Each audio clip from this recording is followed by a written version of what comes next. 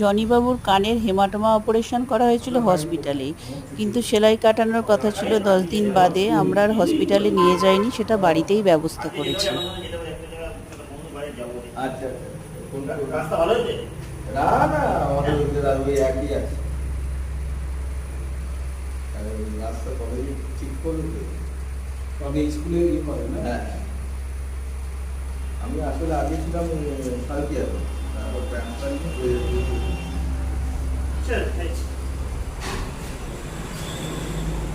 করতে হবে না।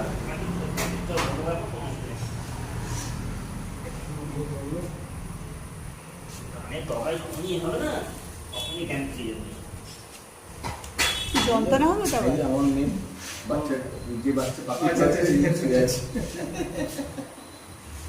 আমাদের তো প্রতিদিন টিভি তো ওই এনেছে, আচ্ছা আচ্ছা। বন্ধুদের বাড়ি থেকে নিয়ে চলে এলো।